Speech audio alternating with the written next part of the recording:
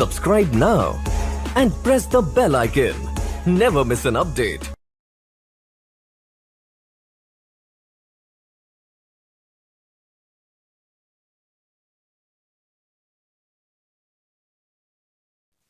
नमस्कार दोस्तों, आपके चैनल हेमंत एलपी में मैं हेमंत यादव सहायक अध्यापक आपका स्वागत करता हूं। दोस्तों, इससे पहले हम जीन पियाजे के कुछ महत्वपूर्ण शब्दों को पढ़ रहे थे, जिनमें 4 शब्द को पार्ट 1 में पढ़ चुके हैं। अगर आपने पार्ट 1 को नहीं देखा है तो बहुत ही महत्वपूर्ण टॉपिक जैसे समायोजन, समावेशन और अनुकूलन जैसे और स्कीमा जैसे शब्दों की परिभाषा उसमें बहुत ही डिटेल से बताई गई। और दोस्तों, यहाँ पे देखिए हम लोग व्हाइट बोर्ड पे पढ़ रहे हैं, डिजिटल बोर्ड तो नहीं है, लेकिन आप विश्वास करके अगर 5 मिनट केवल इस वीडियो को देख लेंगे तो आपको समझ में आ जाएगा कि क्या यह किसी डिजिटल बोर्ड पे आपको मिल सकता है। तो चलिए हम बिना किसी देरी के शुरू कर सकते हैं। जीन पियाजे। 5वां शब्द दोस्तों है संक्रिया। संक्रिया को आपके ऑनलाइन सीटेट का जो 2021 का पेपर हुआ था उसमें संचालन लिख के आ गया था। अंग्रेजी में आप देखेंगे तो ऑपरेशन लिखा मिलेगा, आपको ऑपरेशन लिखा मिलेगा। तो देखिए, संक्रिया या संचालन का मतलब क्या होता है दोस्तों। बच्चा एक नन्हा वैज्ञानिक है जो कोई खिलौना पाता है तो उसे पहले तोड़ डालता है, उसके बाद वह वैज्ञानिकों की तरह उस पर संक्रिया करता है, उसको जोड़ने का प्रयास करता है, उससे नई नई चीजों का निर्माण एवं खोज करने का प्रयास करता है, उससे नई नई ऑपरेशन या संक्रियाएं करता है। इसी को हम संक्रिया कहते हैं। दोस्तों, अगला है वस्तु स्थायित्व। मोस्ट इंपॉर्टेंट दोस्तों, वस्तु स्थायित्व या वस्तु की निरंतरता। दोस्तों, जैसे कि वस्तु स्थायित्व का मतलब हमने यहाँ पे लिखा है कि भले ही वस्तुएं आंखों से ओझल हो लेकिन अस्तित्व हमेशा बना रहता है, या छिपी हुई वस्तुओं को ढूंढ निकालना ही वस्तु स्थायित्व होता है। जैसे मान लीजिए कोई बच्चा है, पालने में खेल रहा है और निप्पल से दूध पी रहा है। तो पालने में झूलते झूलते झूलते झूलते हो सकता है कि बच्चे का निप्पल नीचे गिर जाए। ज्यों वह बच्चे के मुंह से निप्पल नीचे गिरता है त्यों बच्चा गला फाड़ के चिल्लाने लगता है, गला फाड़ के रोता है। क्यों? क्योंकि उस निप्पल के, उस वस्तु का अस्थायित्व तो उसके मस्तिष्क में बना हुआ है और वह सोच रहा है कि मैं गला फाड़ के चिल्लाऊंगा, रोऊंगा तो मेरी माँ आएगी और मुझे वह निप्पल उठा के दे देगी। अर्थात उस वस्तु का अस्थायित्व तो हमेशा निरंतर रूप से बालक के दिमाग में बना है। आपने घर में भी देखा होगा, आप एक बच्चे के सामने मोबाइल लिए, मोबाइल बच्चा लिया है, उससे छोड़ के चुरा लीजिए, कहीं पर भी आप चुराइए, बच्चा उस मोबाइल को निकाल ही देता है, क्योंकि बच्चे के दिमाग में उसका अस्थायित्व तो हमेशा बना रहता है। अगर मान लीजिए कि नहीं निकाल पाया बच्चा नहीं निकाल पाया तो वह अपने ब्रह्मास्त्र को निकालता है और वह चिल्ला चिल्ला के रोने लगता है। आप मोबाइल जल्दी से निकाल के उसको दे देते हैं। अर्थात भले ही वस्तुएं आंखों से ओझल हों लेकिन अस्तित्व हमेशा वस्तु का बना रहता है और छिपी हुई वस्तुओं को ढूंढ निकालना ही वस्तु स्थायित्व होता है। अगला दोस्तों है जीववाद या सजीववाद। तो दोस्तों, जीववाद या सजीववाद का मतलब है कि बच्चे खिलौने से बहुत प्रेम करते हैं और बच्चा अपने आसपास की जितनी भी वस्तुएं होती हैं, जितने भी खिलौने होते हैं, उसे सजीव समझता है। जैसे मान लीजिए बच्चा एक घोड़ा वाला खिलौना लेकर आया तो घोड़ा वाले खिलौने पे बैठ के कहेगा मेरा घोड़ा आ रहा है हट जाओ, मेरा हाथी आ रहा है हट जाओ, मैं इस घोड़े पे बैठ के अपने मामा के घर जाऊंगा। अर्थात आपने कभी देखा होगा उस घोड़े के खिलौने को बच्चा खाना खिलाता हुआ मिलता है। अर्थात क्यों?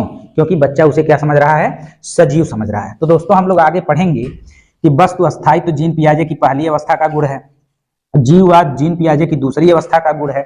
इसके बाद हम आते हैं विलोमीयता, या इसी को पलटा विपन या इसी को उत्क्रमणशीलता भी कहते हैं। और दोस्तों, पलटा विपन के बाद हम संरक्षण पर आएंगे। तो चलिए शुरू करते हैं, विलोमीयता क्या होता है। देखिए दोस्तों, विलोमीयता में एक शब्द आ ही रहा है, विलोम, अर्थात उल्टा कर लेना ही विलोमीयता है। अर्थात मूल बिंदु पर वापस आ जाना ही, जहां से आपने शुरुआत किया था वहीं पे वापस आ जाना ही क्या है? विलोमीयता है। अगर आप मूल बिंदु पर वापस नहीं आ पाते हैं तो उसे हम विलोमीयता का अभाव कहते हैं। दोस्तों, विलोमीयता का अभाव कहते हैं, या आप सीधा इसी को अविलोमीयता कह देते हैं, अविलोमीयता कह देते हैं। कब? जब आप मूल बिंदु पर वापस ना आ पाए, मूल बिंदु पर वापस न आ पाए। अर्थात जब आप मूल बिंदु पर वापस नहीं आ पाते हैं तो उसे विलोमीयता का अभाव कहते हैं। आपको हम बता देना चाहते हैं, जैसे मान लीजिए एक हमने वर्ड लिखा हुआ, एक वर्ड हमने लिखा हुआ, वक पे अचानक हम बच्चे को दिखाते दिखाते दिखाते दिखाते अचानक जो है यहाँ पे एक सूर लटका देते हैं और यह बन जाता है क्या, का। अब हम एक बच्चा छोटा है जो 2 से 7 वर्ष का है, जो जीन पियाजे की दूसरी अवस्था में है, और एक बच्चा बड़ा है जो 7 से 11 वर्ष का है, जो जीन पियाजे की तीसरी अवस्था का। अब हम छोटे बच्चे से कह रहे हैं, 2 से 7 वाले वर्ष वाले बच्चे से कह रहे हैं कि बेटा जो पहले वाली आकृति थी, जो पहले जो वर्ड था वो कहाँ गया।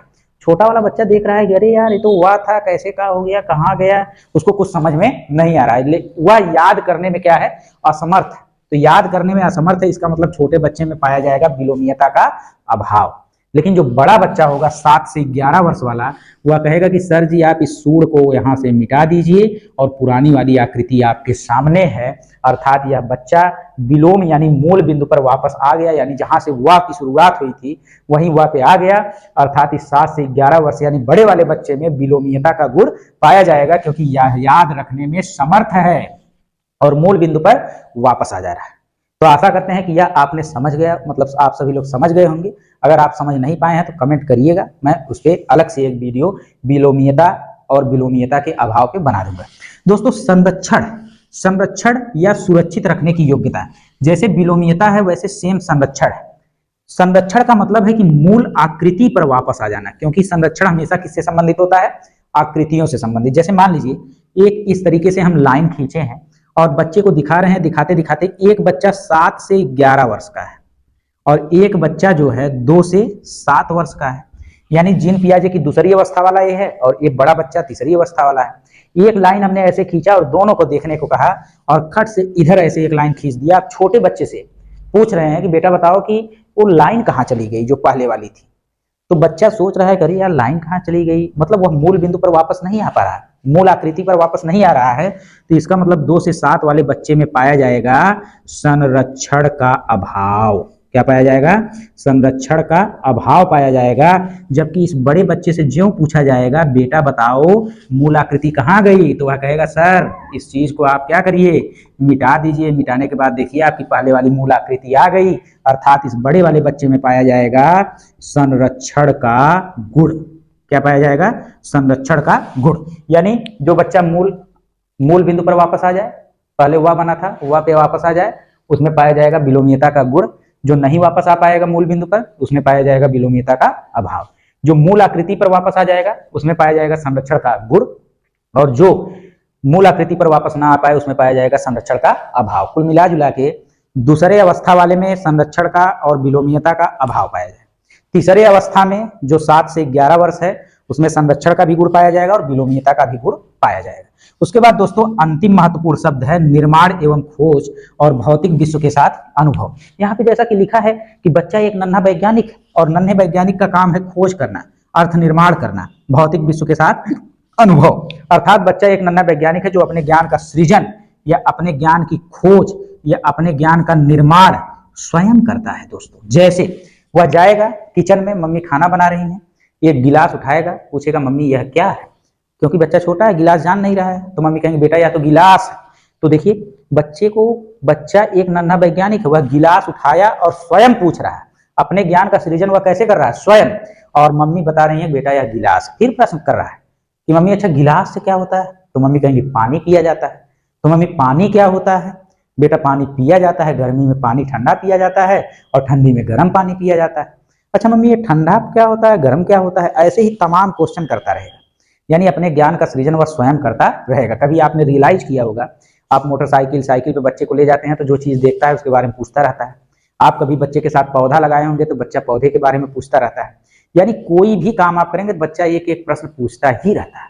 अर्थात बच्चा अपने ज्ञान का निर्माण जो है और खोज स्वयं करता है और भौतिक विश्व के साथ यानी इसी वातावरण में एक्सपीरियंस यानी पूर्व ज्ञान के आधार पर उसकी खोज करता रहता है। तो दोस्तों इस 10 शब्द को आप जरूर पढ़िए। 10 शब्द पढ़ लिए अगर तो जानिए कि आधा से ज्यादा क्वेश्चन तो आपका इसी से सॉल्व हो जाएगा। इसके बाद दोस्तों चैनल सब्सक्राइब कर लीजिए, जो अगला पार्ट आएगा उसमें हम जीन पियाजे की चारों अवस्थाओं के बारे में और भाषा और विचार पे इन्होंने क्या अपना विचार रखा उस पर हम लोग चर्चा करेंगे, और वाइगोस्की और जीन पियाजे में क्या अंतर है उस पर चर्चा करेंगे और इनसे संबंधित कुछ क्वेश्चन करेंगे। धन्यवाद दोस्तों।